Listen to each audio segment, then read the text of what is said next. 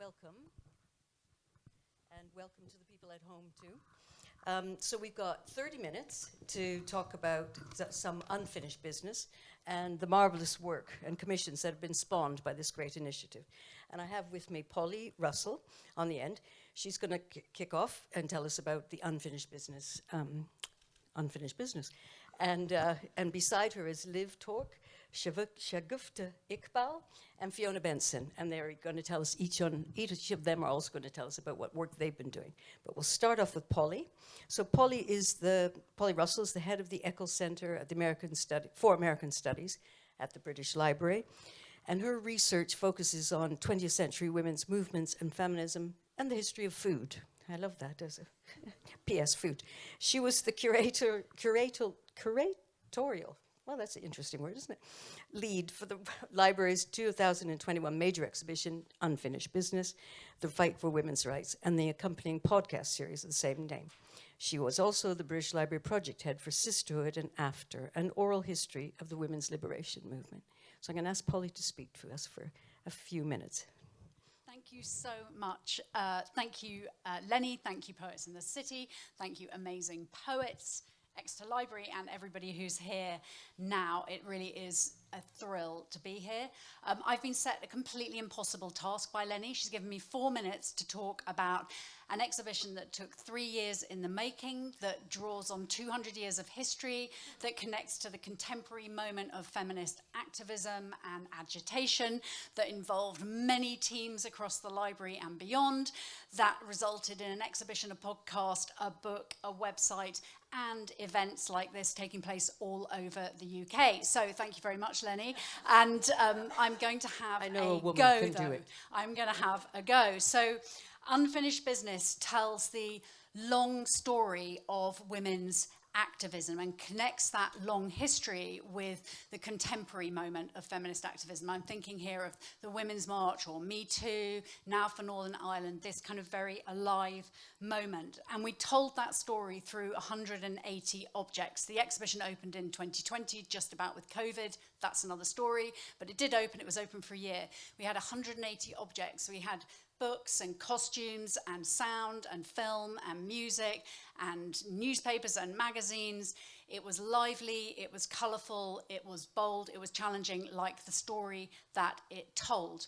We organised it into 3 sections, body, mind and voice, and each of those sections dealt with subjects like education, biology, image, work. Each of the sections was headed up by a contemporary campaigning organisation who are working in that area to improve women's rights in some way. So just by way of example, the education section was headed up by the display by STEMettes, who campaign for women to get more women into science education and science industry. The section on work was headed up by a fantastic organisation called United Voices of the World Union, which campaign for especially women in precarious work like carers and cleaners. So we were very much trying to touch on the fact that this is indeed unfinished business, that there is a lot of work still to do.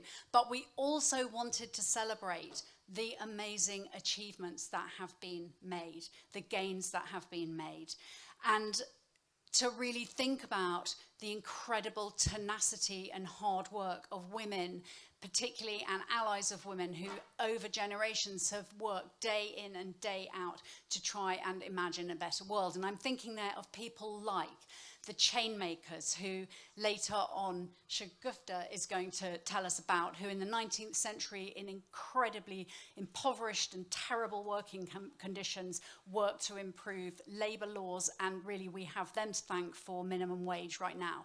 I'm thinking of the incredible women during the First World War who had been told that women were too weak and weren't clever enough and couldn't compete with men, shouldn't have a vote, but whose efforts really helped the war effort. And I think that Liv is going to speak about those.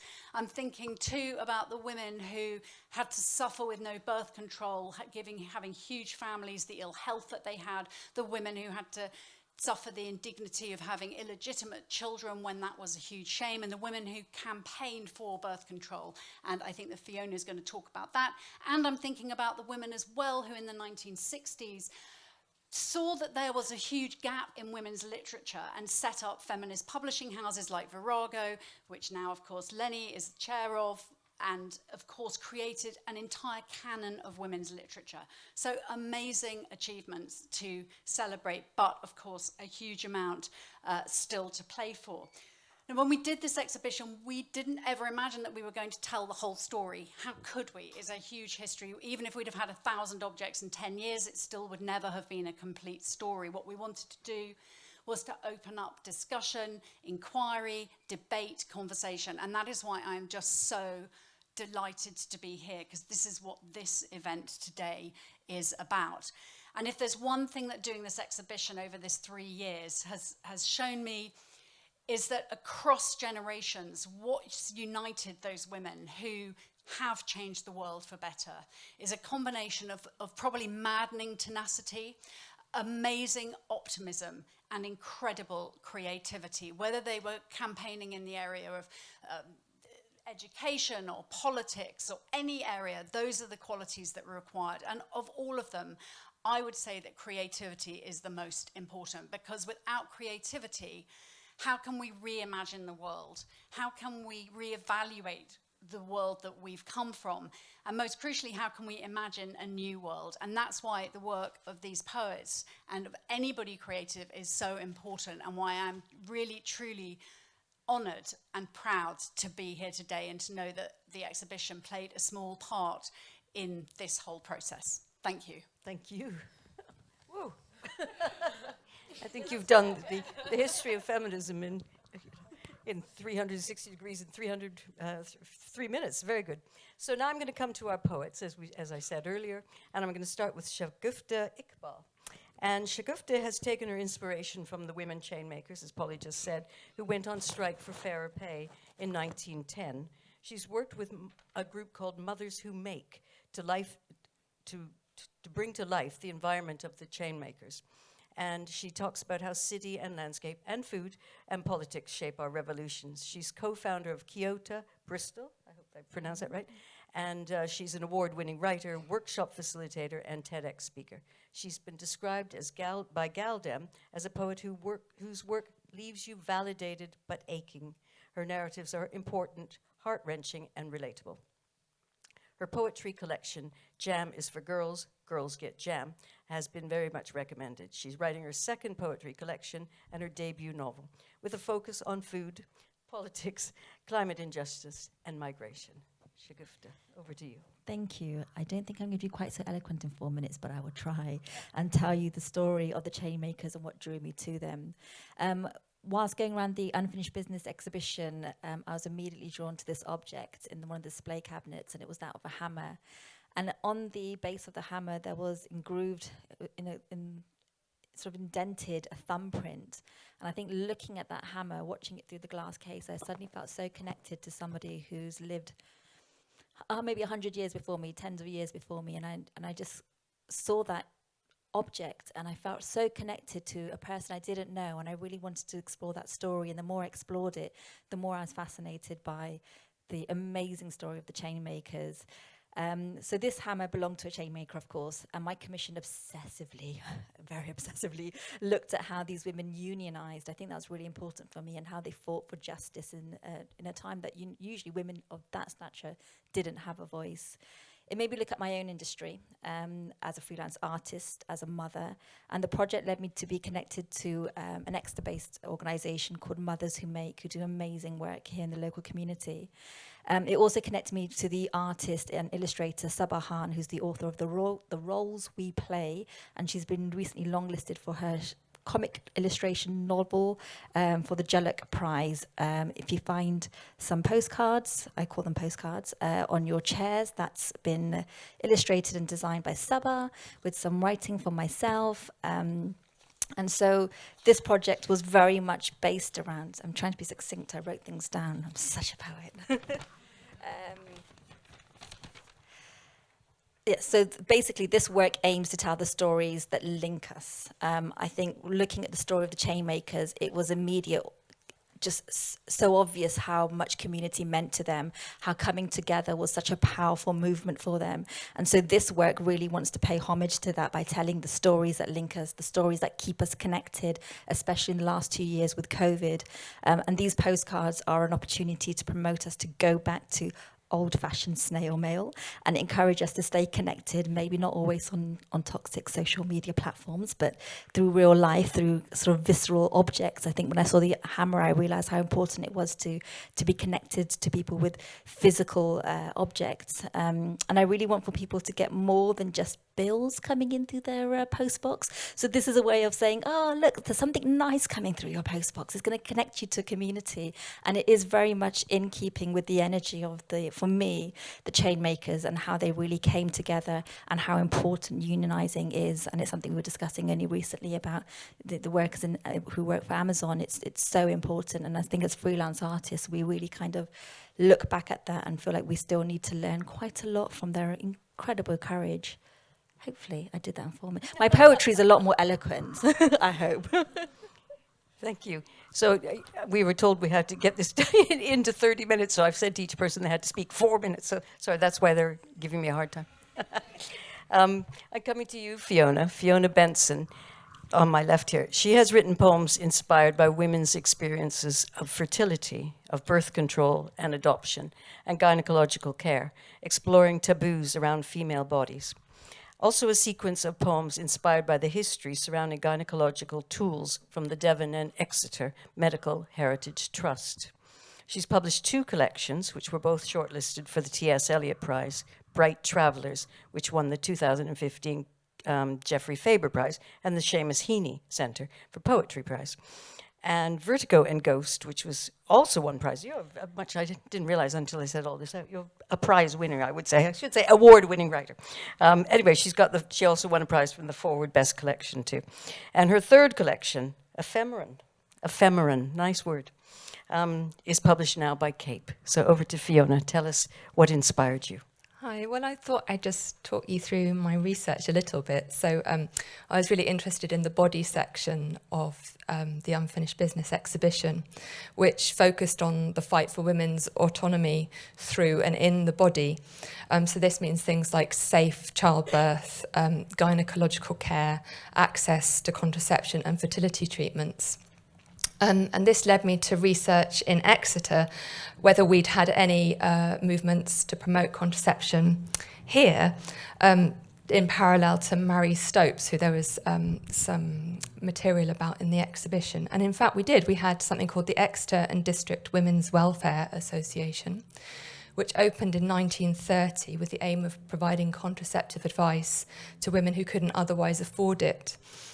And their annual reports, which are in the archives, detail some of the women they helped. And I thought I might read just a few of their typical cases. This is from their 4th annual report, which was in 1933. So they used to list cases to try and, because they had to get funding from the council and so on, to say who they were helping and why this was important. So the following typical cases serve to emphasise how necessary the work is. Woman, aged 36, husband, unemployed labourer, suffering with active tuberculosis, 9 pregnancies, 7 children alive, 2 self-induced abortions. Woman, aged 33, husband, unemployed labourer, suffering with active tuberculosis, 11 pregnancies, including 4 miscarriages, 2 children tuberculous. Women aged 23, husband unemployed labourer, 5 pregnancies, children all alive, mother very debilitated and suffering from severe prolapse of the womb. And the list goes on. So it was really important to get contraception to these women who, I think if you're in those endless cycles of childbearing, you have no chance at any destiny of your own outside the realm of childbearing. So reading those was quite shocking, really. The clinic operated until the 1960s when it was kind of subsumed by the NHS. But actually, Exeter was pioneering in the realm of fertility treatment. So some early research into IVF happened here in Exeter with Dr. Margaret Jackson, who ran this Welfare Association, which led me then to the Devon and Exeter Medical Heritage Trust, which is a trust based in Exeter, which has a huge collection of medical tools, especially quite fascinating gynecological tools, which are quite scary. So you've got these big metal forceps and curettes and something called a cranioclast, which was used to chop up infants' heads. They're all very scary, but they all came from a place of great care and trying to save women's lives and eventually trying to save babies' lives as well.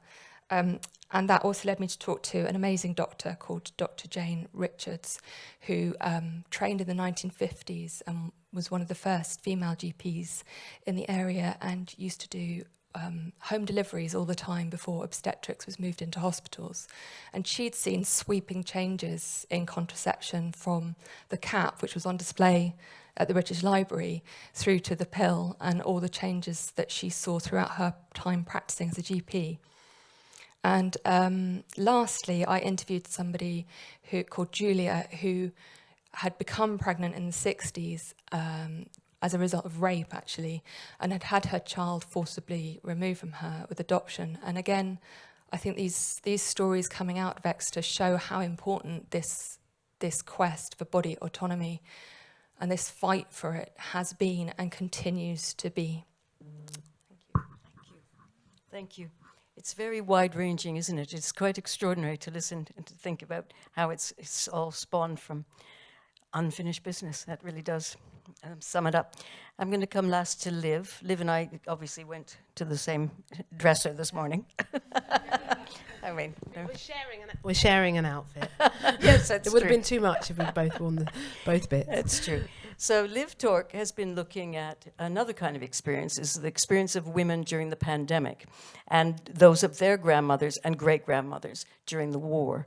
And she is a spoken word artist and producer, a Radio 4 Slam winner, a former Bard of Exeter. Oh, I think that's a title I quite like. Host of the Rainbow Fish Speakeasy and current co-host of the Hip Yak Poetry Shack. She's lead artist in Take Art's long-running social prescribing and poetry project, Word Play. She runs HiFlu? Yeah, HiFlu. HiFlu, the Hip Yak Poetry School Hot Poets.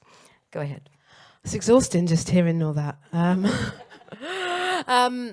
So yeah, this has been an amazing commission, and it started a year back with our visit to London, to the British Library, to see the exhibition. And it was an incredible exhibition, but what really struck me, we were in COVID, we were all kind of sort of walking around in our masks in really small groups, and we had to sort of, there was nobody there at the British Library, I imagine, which was lovely, actually. It was like a real treat to be there. But what I really sort of was thinking the whole time is how COVID itself has really affected women's rights, and I thought it's so important to actually touch upon that story. And I'm an artist who really likes to deal with the context of the moment, and just the devastation for what's been going on with women in my life and women in Exeter and women around the world, in terms of having to stay at home and take on childcare, the majority of the childcare, and homeschooling, how many women have had to give up their jobs and become housewives again. And it just feels like, how do we deal with this when a big global crisis comes along, which is far bigger than anything we've experienced before? So I began looking at the stories from the First World War and the Second World War and what our grandmothers and great-grandmothers went through and how they dealt with this, and maybe thinking perhaps they can give us some advice on what to do. So my commission's really based around that connection. And you've got this thing about Exeter as well, and I spoke to historians and I studied some of the women. And I just want to give a shout out to a couple of the women from Exeter's history. Emily Nee, who was a nurse at Herstory Hospital during the Exeter Blitz, and she won the George Cross, and she saved 90 patients from Herstory Hospital when it got hit by incendiary bombs during the Blitz, and only 9 died, and she saved sort of 90, and she sort of dragged them out with their feet on fire, and I just think it's amazing. And then when she turned up to get the George's Cross, she was really worried that she was too fat and she didn't want to lead the parade. And it's just how some of that kind of that paradox of these incredible women, what they do, and still how we're so sort of psychologically torn to the wrong things. And also, I wanted to pay homage as well to Clara Andrew in the First World War, who lived in Exeter, and she started the adoption juggernaut. She saved like 6,000 children during that time, and we just worked right up until she died, and sort of helped Belgian refugees in World War I. And I was looking at these wonderful stories of these women, and I worked in St Thomas Library, and I ran some poetry sessions, and it was just as we were starting to come back again after COVID and lockdown. And I've run a lot of workshops in my life, and it was actually really heartbreaking that first session to see women coming back together again, being so anxious and so nervous and so small in their confidence, talking about what they've been through, talking about how they didn't have their jobs anymore, how the groups they'd been part of weren't there anymore. And it just, it was a really heartbreaking thing, and just beginning to start to open up those conversations on how we could recover and get back to that. And we talked a lot about our grandmothers and what they'd done in the war. Some of them were clippies on buses and, sort of working in different areas, and what would they tell us? So my commission is really like, what can our grandmothers and great-grandmothers tell us to help us get through times of war in Europe, times of pandemics? So that's kind of it. Oh, thank you. So thanks so much. That's really rich. I didn't realize what they were going to say, so it's really interesting to me too. I just want to ask each of you one question, and it's the same question, because in each case you went into communities, or you created communities if you did workshops, etc. And the idea is to listen to people and then create poems as a result of that. So that's you giving a lot, I feel, but it's also you're obviously gaining yourself. So I would love to know, each of you, what your project has given you. Do you want to start?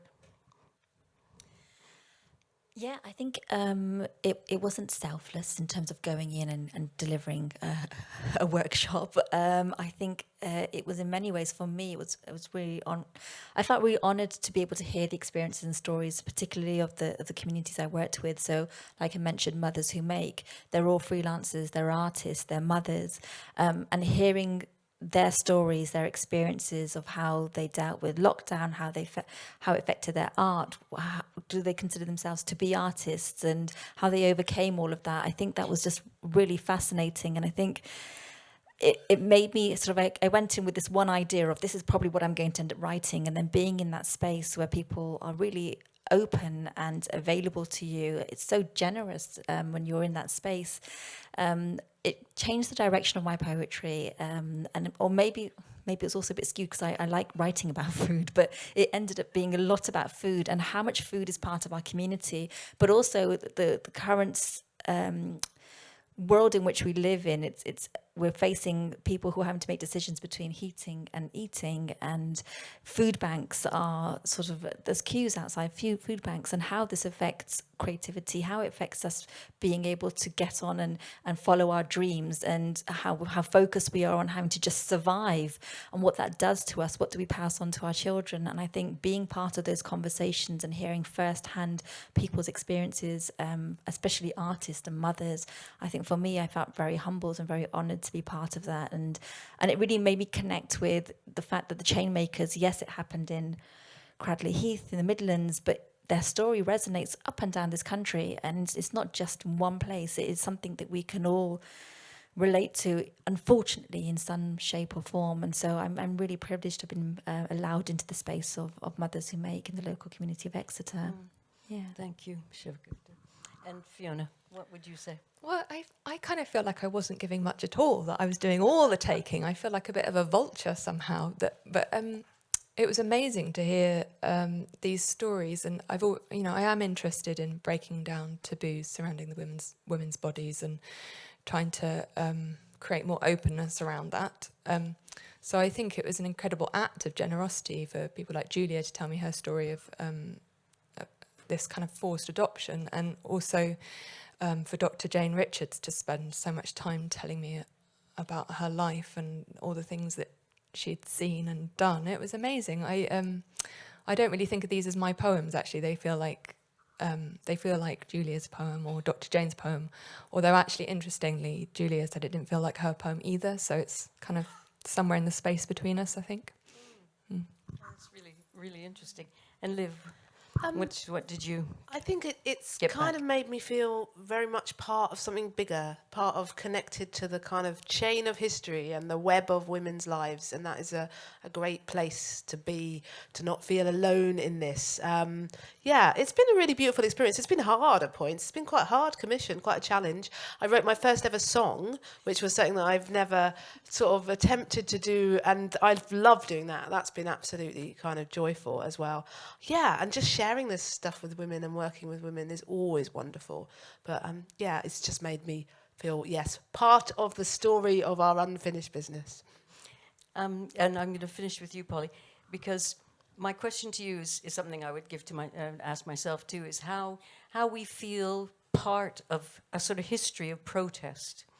And, you know, and this is sort of, it accentuates and makes you realize how you're living your daily life, you're trying to do your things. But, you know, we are actually, you know, what writers always say, and I think it's beautiful, is that we just stand on each other's shoulders, don't we? I think it's, you know, Sarah Waters has a lovely thing, which is each book is a conversation with the next book. And I think we feel that too. And it's really come out today, hasn't it? This idea that we are standing on other women's shoulders. And would you say that you feel part of that in the history of protest, or maybe you're a witness to it, or both, I would say? I think those are beautiful descriptions, and I suppose, I mean, if I'm a part of it, I'm a tiny part of it, because it's a huge movement.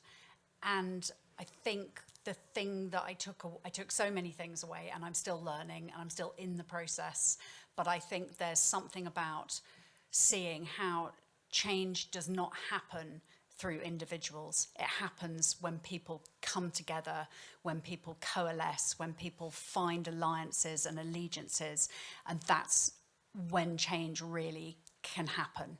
And so, I mean, I hope I'm witnessing some. I can't see everything, none of us can, but to be open to seeing and to open to changing and open to learning is part of the process, but trying to find where the commonalities are and then aligning and then working together with other people. That seems to be, when I look back at the history that's been successful and powerful, that seems to me to be a commonality. So yes, maybe a tiny part of this bigger thing in which there are much louder, better, more impressive voices doing brilliant things, but, you know, hopefully not a force for bad.